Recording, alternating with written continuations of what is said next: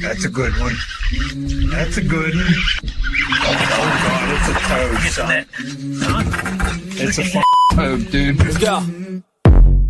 I wake up to a little bit of drool on my pillow, feel like it's gonna be a bad day. What's going on? What's up, Peter? Pizza. What's up, man? Pizza. Hey, if you guys are watching this, what's up, man? Pizza over at his place. He just got out of work. Ben just stepped out to grab something out of his truck real quick. So I'm going to go ahead and hit this off real quick so we can get started while Ben's gone. So Ben, the owner of OneCast Fishing, has been a supporter of the show since its inception. So head on over OneCastFishing.com. Use the code TheOneCast, all one word at checkout. Get all that merchandise he has to offer while you're online. Head on over to CarolinaWatersNC.com. Get all that UPF gear, all that protective equipment. Use that code. Save some money while you're online. Use that link that we always provide you to head on over and protect your eyes with Hobie Eyewear. Get your hands on all the different series that they have to offer. The new whole float frame. Fantastic choice. Fits your head very comfortably. Also, before your next fishing trip, go to your app store, download the Deep Dive app. Gives you all the data that you're looking for to break down a body of water and the weather conditions, which are very important as you're trying to get out there and catch more fish. And then if you're moving to Central North Carolina, you need to hit up our good friend of the show. We call him Uncle Terry Carpenter, licensed North Carolina real estate agent here in the central region with Howard Perry Walson and Caldwell Bankers. Terry's a bass angler himself. He's going to get you guys in the home or the property that you dream of. Sells more houses than anybody that we know. All right, Ben's back in the studio right now. And like I said, Pete's at the house. And we are going to run through next year's Bassmaster Elite Series schedule, which Ben has graciously brought a printout, which we haven't done that in a long time. We haven't actually had. Yeah, I did a little research for this. Nothing too in depth, but you basically we're talking about where it's going. The last time I went there, some notes about the place, and then we'll probably talk about, like we do, how we think it's going to go down for just a couple of minutes. But it's our 2026 preview for the Bassmaster schedule. We'll do it a little bit early, because we don't have the complete roster yet. Mm-hmm. That's because the EQs has not finished up yet. So there'll be 10 guys that will 10 guys, right? 10 or 9? Yeah, I think it's 10 this year. 10 guys who qualify from the EQs, who will move up to the elites. But I don't think if we're picking folks to win, if we do that tonight, that most of those guys probably weren't going to be because we don't know enough about them yet. Nope, not enough. And before we jump into that, by the time you guys are hearing this, we will be at Lake Norman for the Special Operations Bass Anglers Charity Tournament this year. We are celebrating Chief Petty Officer Shannon Kent, who was killed in Syria in 2019. So if you get an opportunity, or if you're around the Lake Norman area, November the 7th, we will be weighing in at Queen's Landing, and it's a really great event. So even if you're not fishing it and you're in the area and you want to swing by, come around that 2:30, 3 o'clock time frame, and check us out. So I just wanted to throw that out there. Yeah. So Pete, you got anything before we kick this thing off? Nope. I think I'm good. I'm ready to talk about the derbs. Let's talk about the derbs. The derbs. So derb number one, tournament number one, is a little earlier this year than when Bassmaster typically kicks off their event. Typically, Bassmaster would kick off their sometimes mid-February, but a lot of times late February, and sometimes the first week of March. But this year it is February 4th through 8th. And they're going to be at Gunnersville, Scottsboro, Alabama. And it is, I don't think we mentioned in the beginning, but I'm sure most of our listeners and watchers are familiar, but Bassmaster has opted to have some tournaments with forward-facing sonar and some without. And they did a coin flip a couple months ago.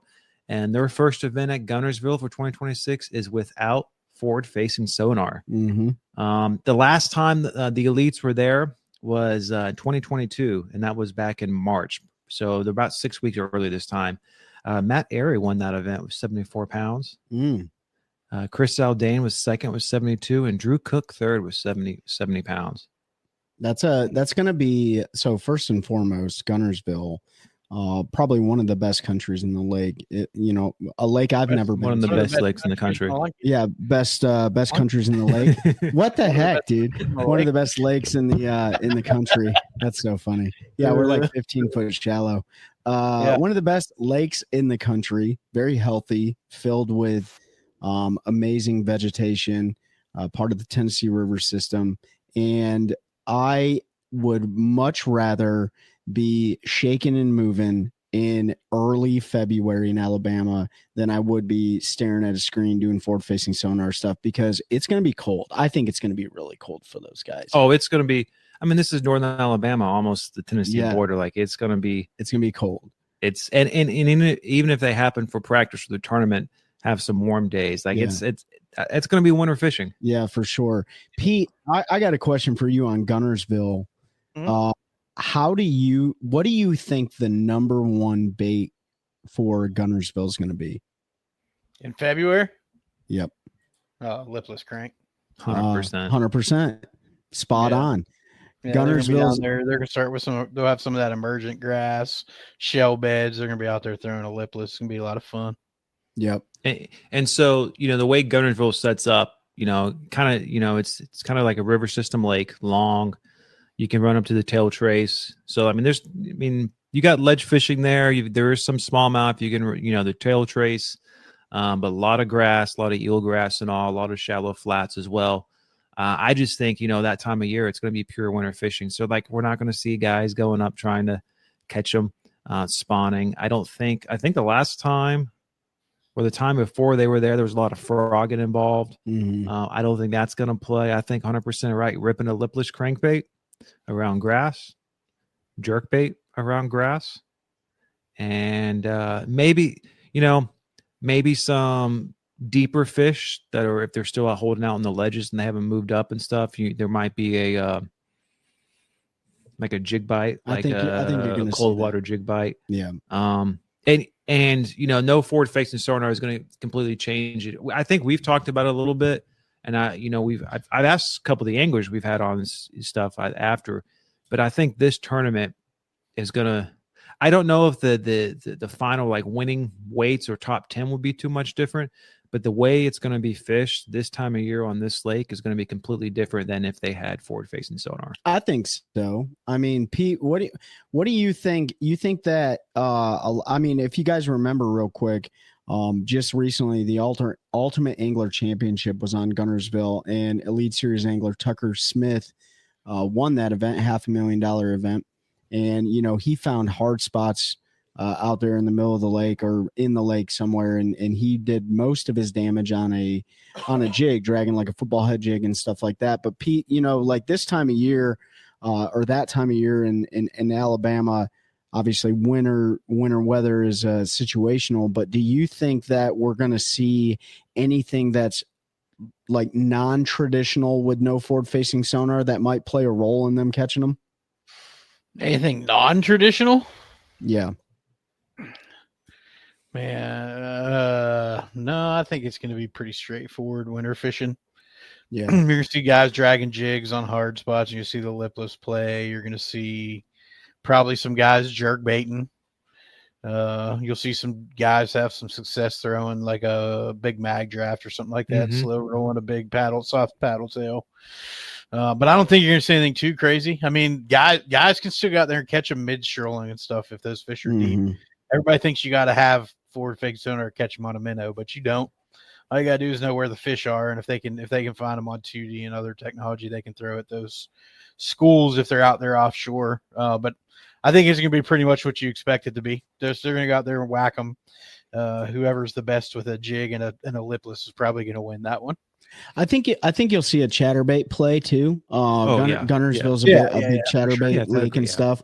I don't know if you'll see somebody run up to the tail race and look for smallmouth, but it probably wouldn't be a bad method. So I don't. Of course, I'm not familiar enough with smallmouth, and none of us are familiar really enough with smallmouth on these type of waters. Right. I know you guys have fished them up north, which is different. I imagine that they'll play. I don't know if it's like the Tennessee River where they have to be bigger, 18 inches. But That's something I should have looked in for my notes, but that plays into effect. What's that? He's gonna look. Yeah, okay. That's where we. Hey, you're our Jamie. Yeah. But smallmouth could play, and look, depending on the water temp, they do spawn earlier. So the smallmouth may be in a little later phase than most of the largemouth. So that could play a factor as well. So the only thing I'm thinking about the water temperature there. Oh, it's 15. When they're up there closer to the dam, it should be. I don't know if they draw Gunnersville down. I think they do the entire TVA deal. They draw it down for winter. And so, depending on what the water level looks like, could play a huge role in if somebody is targeting smallmouth. If they're not dumping a bunch of water and pulling a bunch of water, then you might have more of those like slack water situations potentially that makes it a little bit potentially easier, sometimes harder to catch smallmouth in those situations because when that water is flowing really good, it positions those fish really well. But it's a lot harder to fish out of a boat. When it's a little bit more slack, you have a little bit more opportunity up there, and so you can probably catch them very finesse, drop shots, Ned rigs, jerk baits, and stuff like that. But the real winner on Gunnersville is going to win with largemouth, like hands down, it's going to happen. And I think you're going to see some big ones brought in during that time because those guys are in that pre-spawn mode. You're probably going to see some 8-9 pounders. I wouldn't be surprised if you saw a double-digit bass, but you're definitely going to see a lot of 4-pound class fish brought in because that lake is loaded with them. Yeah, so I mean, there's always a chance somebody goes and finds a pocket of big smallmouth and can compete, but largemouth are probably going to be king. And yeah, I mean, smallmouth love cold water. They do. There's definitely a shot that you could find them. I don't think it's going to play with drawdown and everything. Those fish get a lot tougher to feed. I don't know how much generation they'll have, how much flow they'll have that time of year with winter drawdown and stuff. So I just pulled up largemouth. I just pulled up the last few years. I guess it's 2 years. Let's just put all back to 2020. The lake levels on Gunnersville, and up until about April, it's pretty low. It's lower, and there's a lot more fluctuation. That's true. I mean, giant fluctuations. And that just deals with like winter, spring storms coming in and all that. So I think water level it's going to be rising or falling. That's going to be one of my favorite events on the schedule for sure. The first one? Yeah, the first one with no forward-facing sonar that time of year. It's going to be interesting to see how that plays out. And I think a lot of people are going to be shocked. I think a lot of people are going to maybe eat some crow on this one because I think a lot of those young anglers are going to go out there and I think they're going to do really well because I think those anglers are going to stay in the water all winter, and I think a lot of the older anglers are going to be in the woods and be spending time with family. I just think they're going to be sharper, man, going into that first event, and I think a lot of the older veterans are going to be knocking the rust off for that first event. I could be dead wrong, but I think the younger guys are going to do really well. Yeah, I think whoever's out there pre-fishing right before the 30-day cutoff will have a advantage because, like, around New Year's, it's probably not going to be that much different than tournament time. Yeah. There will be some transition, but, if this was like early March or mid-March and they have to be off the water mid-February, it'd be completely different. Yeah. But this one might set up a little bit different. So they'll wrap up Gunnersville on the 8th of February, and then they go right down the road to stop number 2, which is Lake Martin. Are we going to get predictions on these dervs based on what we know? Or not? Yeah. Oh, do we want to? I'll give my prediction. You talking about the winners, Pete? Yeah. Yeah, let's just go winners. All right, I'll start. I'm going to take it away from you two. I'm going to show that love to Andrew Loberg on this one. I think he's hungry. He's in a house full of guys that have brought home some trophies, and I hope that gave him the fire, and he lives on the lake, and so I'm going to go with Loberg on this one. I'm debating between Tyler Williams and Lee Livesey. Okay. Lee mainly because he's a chatterbait guy, and I it's going to play there in the grass for sure. Tyler's a jig guy. Yep. So Let's go, Tyler.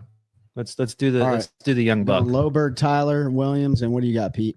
You guys are forgetting about probably the best lipless fisherman on the Elite Series still, who's also really, really good with a jig.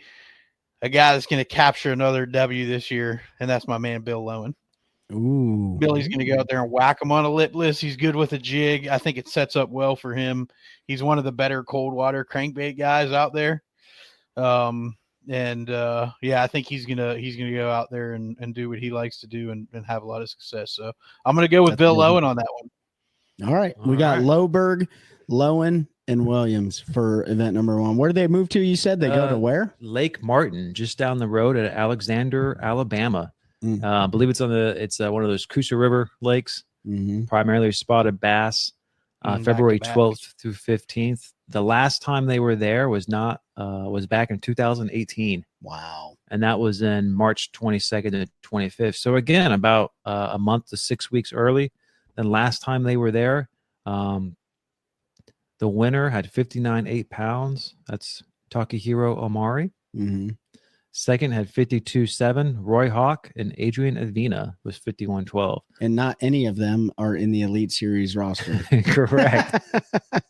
So that's how that was the last one before the great schism in the sport. So it's spotted bass. It's still early. It's still probably going to be winter fishing for sure. But they're going to just spotted bass. We're going to be out on points and moving around, and I think it's good. The forward-facing sonar is allowed. Okay. So drop shot, jig head minnow, jerk bait, that stuff's going to play. That's going to be the big players, I think, in that one. I think that one's definitely going to be won and dominated by forward-facing sonar. Yeah, I don't know much about Lake Martin. I don't know how big it is, but I know a lot of those Coosa River systems are, some of them can be small. Like Logan Martin is like 17,000 acres or something like that. And Ben is looking it up right now. So, this place is the same exact size as like, what do we have? That's a 44,000 acre deal, a reservoir. So, I mean, I don't know how it's going to fish, but with forward facing sonar being allowed, I think you're really going to play into the hands of the guys that are really, really good with electronics. I think you're going to see a lot of minnows. I think you're going to see a lot of drop shots. I think you're going to see a lot of jigs play, especially that time of year when those fish are still feeding on, good craw and stuff like that. So, yeah, I mean, I don't really know about Lake Martin. It's cool to see that the Elite Series is going back. Murray. Does it look like Lake Murray? It looks like Lake Murray a lot. The way there's so many points and little islands, and yeah, you know how Murray is with all those, all the dang points. It looks. I think it's pretty clear water too. So, yeah, it's going to be dominated with the things we think it is, and because of that, you know who I'm going with. Who are you going with? Take a guess. Trey McKinney. Yeah, Trey McKinney. I mean, it sets up for him. It's his type of event. So, okay. I mean, I got to pick him for one of these. He's always right there around, regardless of what the event is. So, Trey McKinney would be my guy. I'm excited for this one, but it's also one of those that I probably won't watch a whole lot because I think it's going to be all the same stuff for the most part. Yeah. Just one of those deals, but there's multiple ways to fish, and this is, a fishery that sets up for it. So we're going to see someone dominate. I think this one has the potential to have, spotted bass. They spawn earlier than largemouth as well. And if this is a spotted bass dominated field, like you very well could see some, if it's clear enough and they can do it, you might see some sight fishing going down. With spotted bass on the bed. I don't know if you could do that on that lake like you can on Lake Gaston and Lake Norman and stuff like that. But if that's the case, you might see some bed fishing, which I don't remember the last time I saw the Elite Series like bed fishing spotted bass. but I could be wrong. It may be a pre-spawn situation as well with them, and I don't know how much largemouth will play in that tournament either. But I mean, if somebody finds themselves on a good largemouth pre-spawn or spawn bite, you might see a good mixed bag. So I don't know, Pete. What are your thoughts on Martin? Yeah, I think it's going to be early for any spawn. And I mean, I'm going to go. I mean, if you want me, I'll just tell you who I think is going to win. And it's a guy that is local, sort of. Grew up fishing that lake and learned from one of the best to ever do it. And he's also riding maybe the hottest streak right now in bass fishing. That's Tucker Smith. Alabama kid, learned from Aaron Martins, who's probably the best finesse fisherman to ever do the game. And I think it sets up well for his skill set because he can go out there and ping him, or he can drag a jig if that's what he needs to do to win. And I just think being in his backyard, he's going to spend some time there this winter without having to travel a whole bunch. And I'm sure he's fished it probably in high school, probably in college. So I just think it sets up well for him. And I mean, you got to ride the momentum, and that kid's got a lot going right now. So That's true. I think it might be a little early for that sight fishing thing, but again, it only takes a warm up a couple weeks, couple days, 6-8 days, earlier than normal when we get some 60-70 degree weather down there, and it's a different story. So yeah, but I think Tucker's gonna have a really good derb there.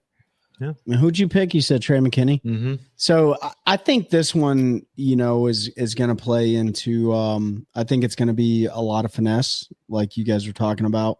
And I think this is going to play into one of the Japanese anglers' hands really well. And it is escaping me for the life of me. What was the dude's name that won last year? Who won Fork? Who won Lake Fork?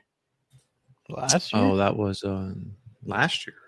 Trey or McKinney? this year. Yeah, Or Trey, no. Trey won. No, who's the Japanese angler that I'm thinking of? Why can I not think of his name? Taku? No, not Taku.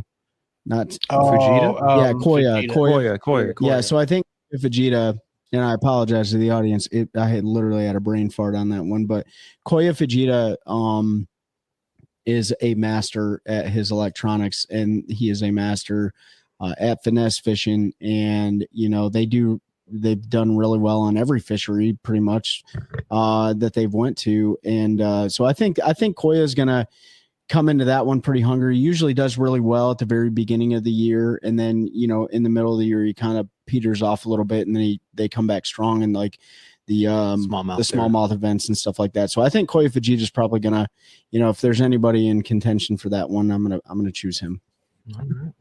All right, where do they go after that? So next is the Bassmaster Classic. That's the 13th through 15th of March. I say we hold off on talking about this one till we get a little bit closer. Hopefully, all three of us will be there.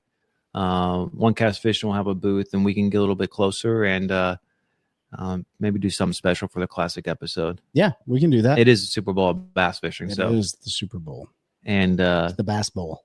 The Bass Bowl, that's right. And we were right there last time they were there. We were watching Gussie do it. So, let's do that one later towards March. Okay. That works. So what do we got? Right after the Classic, the week and a half after they start practice, but March 26th to 29th, they're going over to Columbus, Mississippi for the Tennessee Tom Bigby Waterway. Okay. Which is a new event for the Bassmaster Elites. Yes. According to my research, to my sources, they have not been there, at least the Elites. So, hey, if it Open's been there or the 150s way back in the day, that's a different story. But the Elites haven't been there. And the Elites have been around for 20-some years at this point. NPFL went there, I believe. I don't know if they've ever been to Tom Bigby. I know the Opens went there last year or this year. Yeah, okay, that's what I'm thinking. You're right. Right. I'm thinking of the Opens. So the Opens were there. Mm-hmm. No forward-facing sonar. Try to do a little bit of research on this waterway because none of us are super familiar with it. Mm. It's a river ring waterway. It's got a bunch of pools, predominantly largemouth. Current seams, backwaters, current breaks. That the jetties, kind of river fishing style stuff. So I would expect a lot of power fishing, jig flipping, that sort of stuff. And there's no forward facing sonar on this one. Mm-hmm. So I'm excited to see it because it's a new venue for them. No one's really got experience on it except for maybe some of the open guys who have qualified, who will be qualifying here in a few weeks. And it's going to be with no forward face sonar. It's going to be an open party there. Mm-hmm. Yeah, this one I think you're going to see. I mean, I was able to watch a couple of the guys that fished the Bassmaster Opens this year. Bobby Bakewell, he did really well there. What's his name? Randy Howell's son. Laker. I don't really know how he fared there, but when the Opens went there this year, it was a grinder, like a super grinder event. So that's right. They went there this fall. Yeah, they went there in the fall. So I think you're definitely going to see better weights than what you saw from the Open series, but I don't think you're going to see a lot of giant bags of fish. That's probably going to be close to spawning. Yeah, definitely pre-spawn. Yeah. Depending on weather, maybe where they're out in the waterway, I think they can run quite a bit. Maybe there's some spawning fish. Yeah, I think you're going to see a lot of spinner baits be thrown. I think you're going to see a lot of I think you might see some if it's captured on film, you might see some topwater action. There is a lot of vegetation in that place. There's a lot of pads, things like that. So you might see some topwater action. You might see some bed fishing. I think you're definitely going to see big blade, or not big, but I think you're going to see blades thrown a lot. And this one's cool because they haven't been there in forever or ever. And I'm curious to see how that one plays out. I think the Opens guys are going to do pretty well there. But again, it's a totally different time of year. So I don't know. Pete, what are your thoughts on the old Tom Bigby River? Yeah, I think it just depends. They haven't shown what's going to be off limits or what's not. It could fish really big and it could fish really small. It just depends on how much of the waterway they actually let them fish. Because there's a ton you can access there, but I have a feeling some of the lakes and stuff they're going to cut off. So, yeah, it's going to be river fishing, swim jig, spinner bait, probably some buzz baiting if you can get them to eat it, maybe a plopper, Chatterbaiting. Yeah, all that kind of fun stuff. Flipping a jig, flipping a Texas rig. You got a lot of guys with a river experience are going to do well. Which there's quite a few of them. So it'll be a fun one to watch, I think. I'm going to go ahead and call Brian Schmidt as our winner on that one. Heck of a river angler. I think it sets up well for him doing a lot of what he likes to do. So looking forward to that one, though. Yeah. Who do I think's going to win the Tom Bigby River? It plays into the hands of a lot of the veteran anglers. I think that, Pete, you picked Bill Lowen for Gunnersville. I'm not going to pick him for the Tom Bigby. I do think he's going to do well. But I'm going to go out here and pick somebody that's, they won last year. They didn't qualify for the Bassmaster Classic this year, but he's also a really good river fisherman. And, I'm going to go ahead and go with Brandon Polinek on this one. And that's just because he is so versatile, but there's no forward-facing sonar allowed, and he also is really good at flipping and finding shallow water fish. The first thing that Polinek does is he says, eliminate shallow water first. If you're going to eliminate anything, eliminate shallow. And I think he's going to attack this one with some aggression, especially because it's the event right after the Bassmaster Classic that he's not in. And I think he's going to be really hungry. So I'm going to go with Polinek on that one. This one's a tough one for me. Because like I said, I think it's going to be open. So I want someone who is kind of close from the area down there, Alabama, Mississippi time. Maybe has some time on it. Just a stud, Jordan Lee. Okay, Jordan Lee's a good pick too. I thought you were going to go with Scott Canterbury because he's a really good, shallow water angler. There's so many choices. I mean, yeah. There's so many choices. It's a crap especially shoot. The veteran guys, right? Like the Christies and the Lee Liviseys and the Canterburys and so on and so forth. But, we can only pick three. This would be a real interesting to see how the young guys do versus the older guys in this particular event. before we get Pete's prediction here, because there is no forward-facing sonar and there's very little experience of anybody on it. Yeah, who would you pick again, Pete? Brian Schmidt. Brian Schmidt. Oh yeah, that's right. Yeah, Brian Schmidt. Schmitty. Yeah, Schmitty. So, all right. So Tom Bigby River, we got Brian Schmidt, we got Brandon Polinick, Jordan Lee. And then about a month later, April 16th through 19th, they go over a state. They go to 2 states really, but they're going to the Arkansas River, launching out of Oklahoma, Muskogee, Oklahoma. It is forward-facing sonar. The last time they were there was in June of 2011. Oh wow! And check out some of the top 3 names in this last event. So this was going to be 15 years prior. Tommy Biffle won it with 45-13 on a Biffle bug. Denny Brower second. Oh man, 45-2, and third was Aaron Martins 44-1. Wow! I mean, you get some. Wow! I mean, we're going back in time here in the history book there, but look, it's a lock river system. Mostly largemouth, I believe that there will be some smallmouth in there too. But river fishing in April, who knows? Yeah. I mean, that one's going to be, I think you're going to be able to, I think you're going to see so much because there is scope allowed, right? Yes, scope is allowed. So scope's allowed, forward-facing sonar's allowed, and I think you're going to see everything done. I mean, I think you're going to see drop shots. I think you're going to see top water. I think you're going to see jigs. I think you're going to see crankbaits, chatterbaits, you name it, right? There's probably going to be guys out there dragging a Carolina rig through brush piles that are loaded up in that river somewhere. You know, like I don't know, man. Like that's Bass has a really cool schedule this year. Tom Bigby, Arkansas River. Places that they just haven't been in such a long time or ever. And that one, I think is going to, that one's going to be a crapshoot for who the winner is going to be. It's almost like the Sabine River, right? So Pete, what do you think on the Arkansas?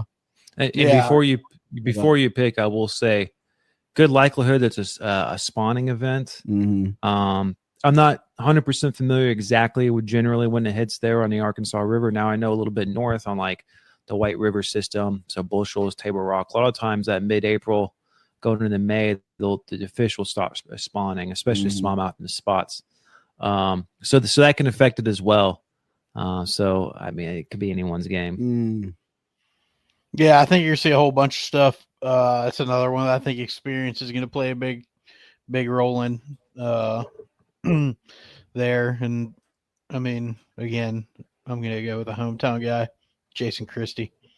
I think it sets up for what he likes to do. If those fish are spawning, he's perfectly comfortable flipping, fishing blind spawn fish. He's one of the best with a spinnerbait in the entire Elite series. I don't know if anybody else is better with a spinnerbait than that guy. So I think it sets up well for him. So, and he's probably got more experience there than anybody. I know he's filmed a lot of stuff over the last couple months on the Arkansas River, so he's been putting some time in down there. But it'll be a fun one, man. You're like you said, I think you're gonna see a little bit of everything from pinging a minnow to flipping brush. So, but I think experience is gonna go a long way in this one. Yeah, I'm gonna have to go Kyle Patrick for this one, just for the sole reason forward-facing sonar is allowed, and he proved last year he's a stud at picking spawning fish off on forward-facing sonar in the Passive Tank. So Kyle Welcher. I mean, yeah, Kyle Welcher. Yeah, not Kyle Patrick. Yeah. Kyle Welcher. Yeah, so he's gonna be my pick. It's a good pick. So Welcher and Christie, and I'm gonna go. So if they're spawning. And we don't know if they will be, but I'm gonna have to go with DC. With DC. What's that? With a DC? Oh no, I'm gonna have the other DC. Oh, you talking about Drew? Yeah. Oh yeah. I'm gonna go with Drew Benton. Drew Benton, okay. Drew Benton. The other Drew. Yeah, not the Drew that fishes the MPFL too, but Drew Benton. I'm gonna go with him on this. Man, I really, you know what? Let me take that back. I'm taking it back. I'm gonna go with Livesey on this one. I'm gonna go with Lee Livesey on this one. Because he hasn't won in a couple years, and he is good with forward facing sonar. People don't realize that, but if he pairs that with shallow water fishing, like he's very, very dangerous. Yeah, he's gotten his butt whooped on his home lake the last couple times, but I'm going to go with Livesey because I agree with Pete. I think experience is going to be a huge factor in this. And while he's not from there, like he probably has a lot of knowledge on how systems like that work. And so I think we're going with we're all going with 3 veteran anglers on this one. Yeah. And then once they finish that one up, they get about a 3-week break, and then they're coming to our neck of the woods, relatively close, for a back-to-back. And the first one is good old Lake Murray in Columbia, South Carolina. That is May 7th through 10th. That's gonna be a herring spawn too, isn't it, Pete? It should be. Yeah. Last time the elites were there about a month earlier, April 7th through 11th in 2024. Patrick Walters won that one. Matt Airy was in second, and Drew Bitton was in third. We've talked a lot about Murray. Pretty clear reservoir, blueback herring. That time, most of the spawn is probably going to be over. There's probably still a few remnants, just based upon like your guys' time down there in mid-April and traditionally. So that herring spawn should be on. People going to be moving around. Boat number is going to matter a lot. Because if you're first day 1, you're going to be last day 2, and you're not going to be able to hit that herring spawn. So someone kind of in the middle might have a better chance or something. But I think it's going to be an absolute blowout fest. I don't know if we'll reach a century belt because I think there will be a lot of post spawners caught. But I think low 90s is definitely doable. And I don't know how I'm going to go with. We'll just ask Pete again. Pete, lead us away. Who's winning Lake Murray? Oh, good old Lake Murray. Last time they were there in 2024, they were there at the exact same time. Patrick Walters won it with 93 pounds. Because I'm looking at the tournament results right here. Cody Huff second, 81. JT Tompkins 77 and third. Lee Livesey fourth. It's hard not to go with Patrick Walters there, but I'm going to go with Lee Livesey on this one. He does well there too. If he gets the boat draw, he's probably one of the best at targeting those. He has the patience, and he'll sit on a point all day when he finds the right fish. And he did it last time they were there. So I feel like it's going to set up well for him, and the guy's hungry. And forward facing helps a little bit, but it's not necessary like 100%. So it'll be a good derb for him. So I'm going to go with Lee. But there's again boat draw. This is a really hard one because boat draw is super important. Just to be able to get on the points because there's only so many. But they're going to be full herring fishing. And 96 pounds he caught last time, so we could see a century belt, but it's going to take mid 90s to win probably. Who'd you pick for that one, Ben? I'm trying to decide you here. Want me to pick? Yeah, go for it. All right. So this one, I am going to go with Trey McKinney on this one. Okay. Forward fishing sonar allowed. Trey McKinney runs a Bass Cat. We know they're one of the fastest boats on the water. Again, boat draws everything. He's done well there in the past. I don't know his standings there, but I know that he had a camera. He is, I'm going to go with Trey McKinney on this one, man. I agree with Pete. I don't think forward-facing sonar plays that big of a deal. But if you're not able to get on one of those herring points, spawning points, you got to have a backup plan. And I think he can do it. So I'm going to go with McKinney on that one. I think I'm going to take the easy route out here and not save him for the next one. But because either lake you go to in South Carolina, you got to choose Patrick at some point. Okay, so Patrick Walters for Murray. So Pete's got Livesey, you got Walters, and I got McKinney. Okay, and I bounced over to Santee, right? Yeah. The very next week they bounced over to Santee, which is May 14th through 17th. Oh man. They were there a couple years ago. It's become a routine for Bassmaster and these national tours to go to Santee Cooper. Massive, pretty shallow body of water. The grass is there, but it changes. Cypress trees. They should all be post spawn at this point. Who knows? Maybe there's a spawner or two left, but mid-May should all be pretty much post spawn. So I think getting out there in the grass and chasing out there on is probably going to play pretty big. I could see a century belt at this one, just even though it's a week later and a lot of post spawn fish, Santee's got, I think, bigger fish than Murray. Potential for a bigger bag. So I could see maybe a century belt coming out of this one. Open anybody. I think, who am I going to take on this one? There's no forward facing sonar allowed. Correct. No forward face sonar. So that does change things a bit. Yeah, I think I'm going to go Matt Robinson. Ooh, Matty Robinson. And that's just because a couple years ago, he had a really good day out there in that eelgrass, just throwing a big old mag draft. Yeah, I think around. Yeah. So, and he's had a little bit of rough time lately. So he's time for a rebound. Pete, what you got for Santee? Yeah, Patrick Walters. He's going Patrick Walters again. Yeah, I mean, how do you not pick him on Santee? He I almost guarantee he's got more time on that lake than anybody else fishing this tournament. And we know he can go out there and catch them pretty much regardless of the weather conditions. Because look what he did in the MPFL when it was absolute trash. Yeah, the year they went there, he knows the lake well, and I could have easily picked him to win these ones back to back, just because he's good on both these lakes. But I feel like again, local knowledge and experience is going to play, because it's going to be. They could be starting to push, depending on weather, a little bit into that post-spawn funk where they're not really feeding. The bite gets a little bit tougher. Just looking at previous year's tournament results, they've always gone a lot earlier, usually in March or early April to mid-April. It's a little bit different time of the year for them, but I'm going to go with old Pete Wald on this one. Okay. The MPFL went there in 2025, and, Jason Christie ended up winning that, but that was a pre-spawn deal. And if you guys, haven't seen the MPFL footage, you should definitely go back and watch it. Jason Christie's mindset with water temperature and fish not leaving and stuff like that was awesome. But I'm not going to pick him. I'm going to pick our boy John Cox. And the reason for John Cox is because, he is one of the best. He is, in my opinion, one of the best shallow water anglers.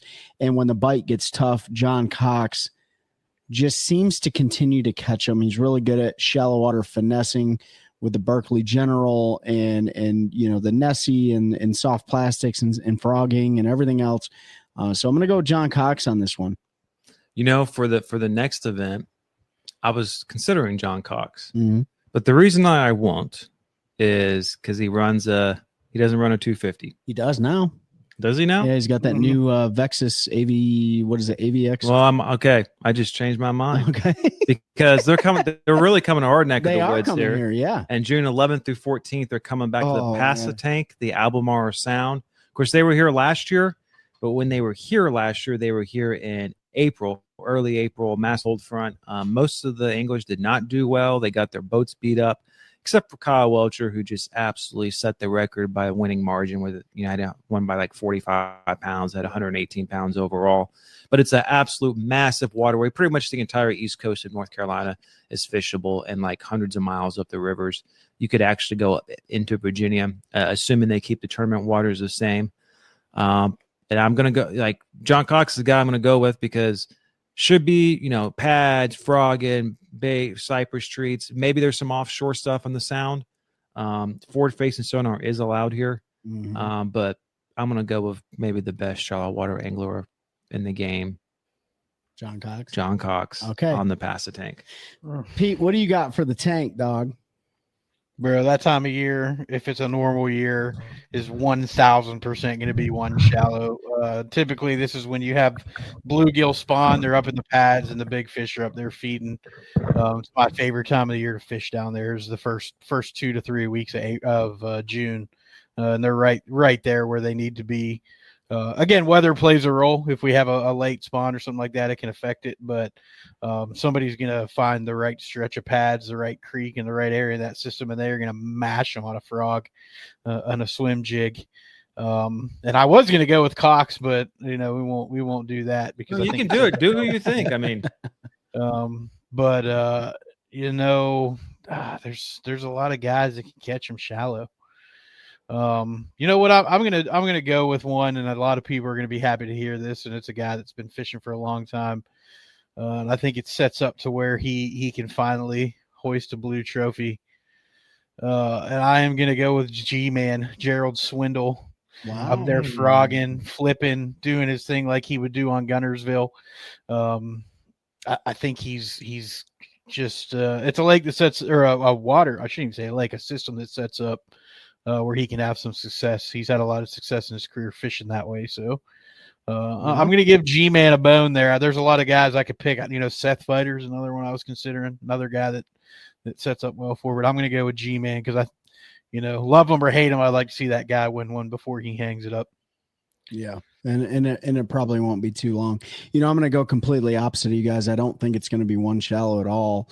And I don't think it's going to be one in the pads. I don't think it's going to be one like that. I think it's going to be won by a guy like Jay Shakir. I think it's going to be one with scope since it's allowed. And I think it's going to be one on cypress trees and in offshore structure. Maybe not out in the sound, but I think it's going to be one with a guy that can figure out where those 6+ pound, either pre or post spawn, depending on the situation, largemouth are hanging out before they move up. And so I'm going to go with Shakir on this one. I think he's going to win it out of the Chowan. What's funny about this tournament, you could have a guy kind of fishing offshore close to the sound and mouths of some of the rivers, and you could have a guy right there with them, like in the backwaters, hundreds of miles away. For sure. Yeah. So, yeah. I mean, there's no, because if you find those big fish in a certain area, that's God knows where, right? Yeah. You're going to have it to yourself pretty much. Only takes 20 bass, right? Exactly. But yeah, I mean, but you could skunk yourself offshore too. I just don't. I just, you guys are talking shallow, and I'm not saying deep. What I'm saying is not up on the bank, right? And just because these guys seem to always figure it out with forward-facing sonar, you're right. The bank. They do. So I'm gonna go with that. Jay Shakir did really well there this year. He obviously was nowhere near what Welcher did, but I got to see what some of the stuff he was doing, and it was pretty amazing how he was targeting those fish. So I'm gonna go with Shakir, man. Yeah. And after that one, and we should try to go over this year. It'd be June, so it'd be a good time to go over. Yeah, maybe do some fishing. Because that is the right time to do it. Oh my gosh, it is so the right time to do it. So not right after that. Then they take basically a 2-month break. Yep. They get their summer vacation, and then school's out for the summer. Exactly. August 13th to 16th, they're up in Plattsboro, New York for Lake Champlain. Okay. They were there in 2024. Oh, I already know my pick for this one. Yeah, I think. Yeah. Well, I don't know which CJ you're talking about. No forward-facing sonar though. So clear natural, largemouth, smallmouth, because there's no forward-facing sonar. Maybe largemouth play a little bit more in what's it up by Burlington, the Northeast? What do they call it? Is that Thousand Islands area? Oh, or is that St. Lawrence? You talking about Ticonderoga? Yeah. Ticonderoga. Yeah. So, this one with no forward-facing sonar, we might actually finally get to see again the old school 2D pinging a minnow or drop shot. Possible, with the 2D. It's possible. Video game fishing the old school way. But without a forward-facing sonar. Why don't you go, Trey? Because whichever one you're taking, I'm probably taking the other. I'm going Seth Fighter on this. Oh, I'm going Seth Fighter because Fighter has been extremely effective at finding greenfish on that lake, both with a frog and a jig. And if I wasn't gonna say Ike and Ellie, I'd say Fighter, right? And I'm saying Fighter on this one. He understands that fishery. He gets it. He knows how to hit both the brown fish and the green fish. And, he's got an extensive amount of history there. And I would love to see him win Champlain. Who do you got, Pete? Are you taking any of the CJs? CJs? No, because if you're not, I'm going to take A. Johnson. I don't know which Johnson. I'm going to take one of the Johnsons, and I'll find out after the tournament which one I was right on, because one of them, without forward face sonar, just the experience they have up there, Sure. they're always, last time I think Chris was maybe second or third.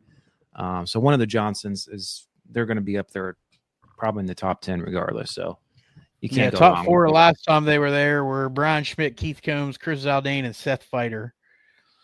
I am going to go. Man, that's a tough one. And I'm going to go. When are they there again? August 13th to 16th. Brian Schmidt's going to win another one. Okay. He already won up there. He already He's won double? up there in July, so a little bit later in the year, but no forward facing back then when he won. He won, if I remember correctly, with mostly largemouth, and he was doing some different stuff than what most people were doing. Some Potomac River secrets he was throwing up there on Lake Champlain, and caught a bunch of largemouth. So I'm going to go with Schmidt again. I just, again, he won last time they were there. He won it, and it sets up well for the way he likes to fish. Okay. But Seth Fighter would have been my second pick. You're absolutely right, Trey. He's been right there every time. He had, what did he have last time? 76-14 last time. So just a pound and a half he lost by to Brian Schmidt. So he was, and right he was there. competing against all those boys with, he was using forward facing sonar, but he 21 was 21. It was there, not as prevalent, but yep, you're absolutely right. Right. Yeah. So John, one of the Johnston brothers, Seth Fighter and Brian Schmitty. So Schmitty winning too this year. Then last one, stop number 9. And feel bad for the folks who don't live up there because they have a week off before they start they have one of those, it's not back to back. So they have a week off and they're going over to the St. Lawrence River, which is now a staple on the elites and all the national pro circuits. So, last time they were there was 2024. Chris Johnston. Yeah. So, we know what happened there. That is the AOY event. So the winner is automatically in the classic. So I assume one of you guys would take the Johnsons, but forward facing sonar is allowed. So that's going to be a huge play. Yeah, that was the one Corey won, right? Yeah. Yep. The Century Belt. And I think Robert G was up there too. Yeah, he was second. That was the one Trey was, and then Trey was third, right? Is that the one that they were fourth? That was one Robert G, the Johnson brothers got into it about. Yeah, I remember that. What they call him? They called him an Ewok or something. Yeah. Yeah, that name stuck. That actually worked out. Yeah, he made a pair. He took a he branded that shit, dude. Hey, that's the way to do it. 100%, Smart, 100%. Yep. So whoever probably goes down to the lake if the weather is conducive to it, or the anglers down there are probably gonna have the bigger bags. I'm gonna go somebody that is good at forward face sonar, but we haven't heard a lot about for the last couple of years, but that's Cody Huff. Oh, yeah. Okay. There you go. All right. Yeah. I could see that for sure. What do you got, Pete? I want you to go next. Okay. Well, I am going to go with Robert G on this one. I think he needs some revenge from what happened last time.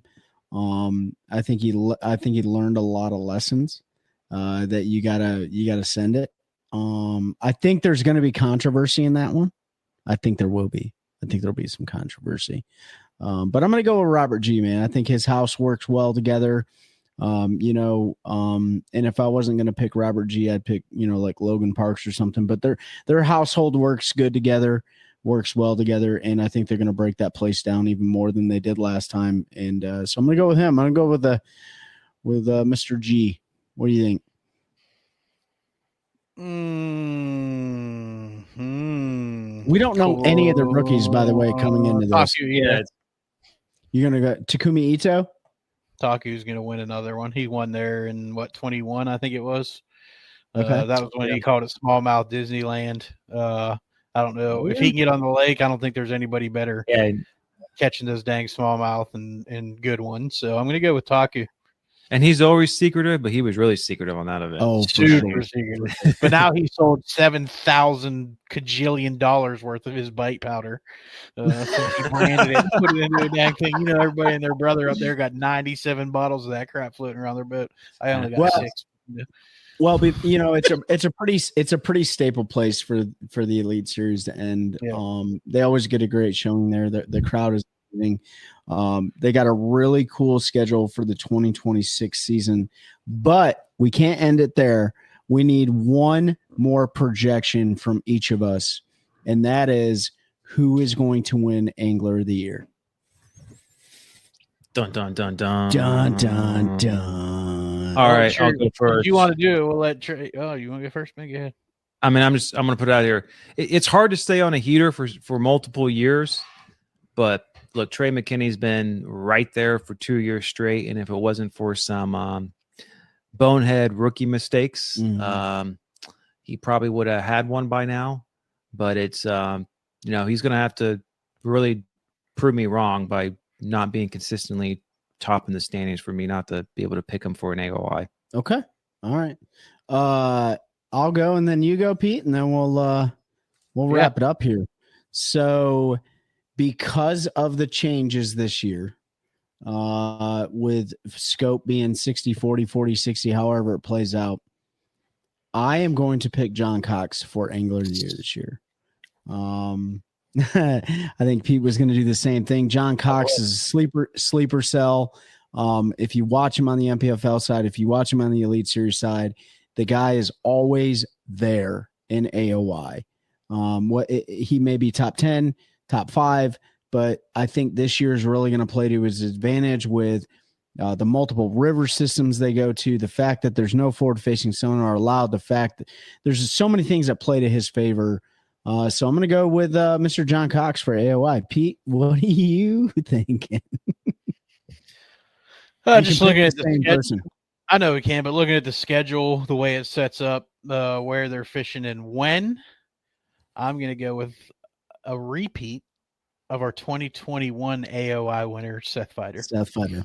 I think if you look at the overall season, and the way it goes, it plays very similarly to when he won it in 2021. A lot of events doing what he's good at, and I think he's going to be extremely consistent this year. Again, a little bit of a rebound year for him. He had a couple of rough derbs, and I think he's going to make up for that. And we got to knock the Canadians off the pedestal, so I'm going to go with Seth. I think this year's going to be.